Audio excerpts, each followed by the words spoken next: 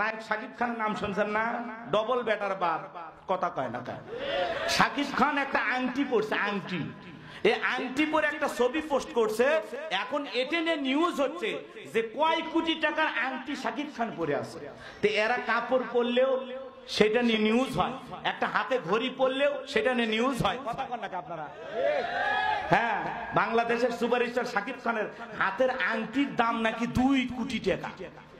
যাই একটা সিনেমা করে 3 কোটি টাকা নেয়, ওই 2 কোটি আংটির টাকা আবার শোনা যাচ্ছে অপু বিশ্বাস আর বুবলি দিছে। কথা কয় না? তাই বউ যদি স্বামীকে আংটি কিনে দেয় সমস্যা আছে ভাই?